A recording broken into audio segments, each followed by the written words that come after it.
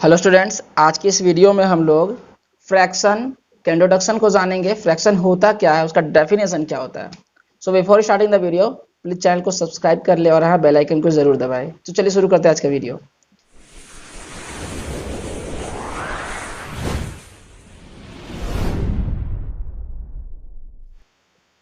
सो बच्चों, फ्रैक्शन का डेफिनेशन होता है a fraction is a number representing part of a whole. The whole may be a single object और a group of object.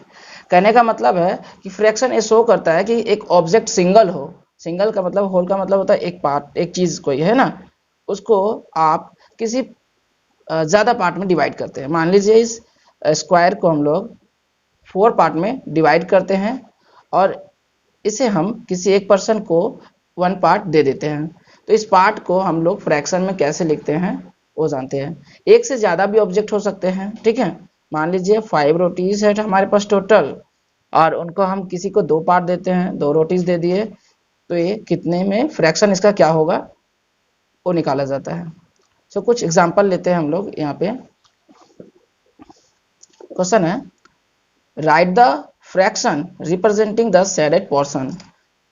जो shaded portion है उनका fraction हमें लिखना है। क्वेश्चन नंबर 1 में है, एक ट्राइंगल बनाया हुआ है, उसमें टोटल 4 पार्ट है। तो 4 पार्ट को हम बच्चों डिनोमिनेटर में लिखते हैं, यानी कि पूरे पार्ट को, जो भी एक ऑब्जेक्ट है उसमें कितने पार्ट में उसको डिवाइड किया गया है उसे हम डिनोमिनेटर में लिखते हैं। न्यूमरेटर में जो पार्ट पहले से रिजर्व है, यानी कि ये शेडेड पोर्शन है, ठीक है। तो 2 पार्ट टोटल है, तो 2/4 इसे लिख सकते हैं। और अगर आगे सॉल्व करने बोला जाए तो हम इसे सॉल्व भी कर सकते हैं। 2/4 को 2 के टेबल से काटेंगे, 1/2 भी आंसर हो सकता है, ठीक है। यानी कि 50% है इसका।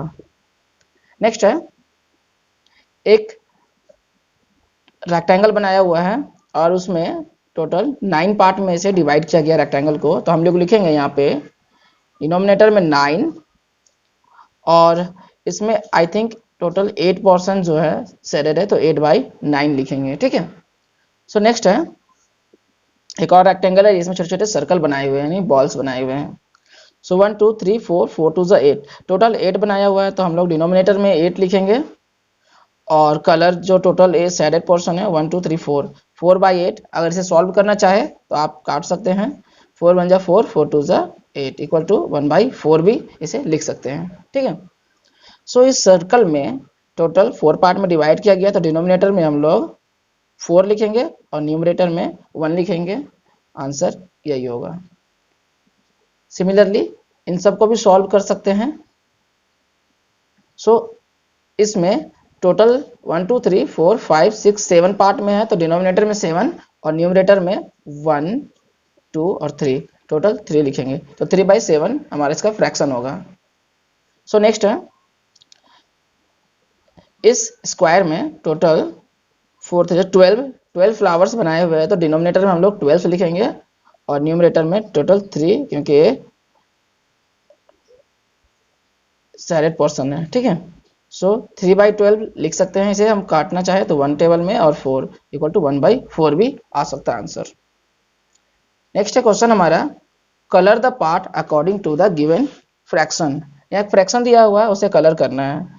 डिनोमिनेटर में 6 है, यानी कि ये सर्कल में 6 पार्ट में डिवाइड किया गया है, और न्यूमरेटर में 1 है, तो हमें 1 पार्ट इसे कलर कर देना है। नेक्स्ट है 1/4, यानी कि ट्रायंगल टोटल 4 पार्ट में डिवाइड किया गया है, और हमें इनमें से किसी एक पार्ट को, न्यूमरेटर में 1 है तो 1 पार्ट को कलर कर देना है, किसी भी एक पार्ट को कलर कर दीजिए। सो ये हमारा आ जाएगा 1/4 फ्रैक्शन इसका। सिमिलरली इस रेक्टेंगुलर को 3 पार्ट में डिवाइड किया गया है, यानी कि डिनोमिनेटर में 3 है तो 3 पार्ट में डिवाइड किया गया है, और न्यूमरेटर में 1 है तो 1 पार्ट को हम लोग इसे क्या करेंगे, कलर कर देंगे। नेक्स्ट हमारा है 3/4। डिनोमिनेटर 4 है, यानी कि सर्कल को 4 पार्ट में डिवाइड किया गया है, और न्यूमरेटर में 3 है, तो हमें इसका 3 पार्ट टोटल कलर करना पड़ेगा। सिमिलरली यहाँ पर एक रेक्टेंगुलर बनाया हुआ है, उसको 9 पार्ट में डिवाइड किया गया है, क्योंकि यहाँ डिनोमिनेटर 9 है और न्यूमरेटर 4 है, तो हमें 4 पार्ट को कलर कर देना है। सो इन 3 पार्ट हो गया और 1 4 पार्ट, तो हमने 4 पार्ट को कलर कर दिया। तो आई थिंक आपको समझ में आया होगा कि फ्रैक्शन क्या होता है और कैसे हम लोग फ्रैक्शन बनाते हैं और निकालते हैं। ठीक है, तो मिलते हैं नेक्स्ट वीडियो में नए टॉपिक के साथ। तब तक के लिए बाय बाय बच्चों।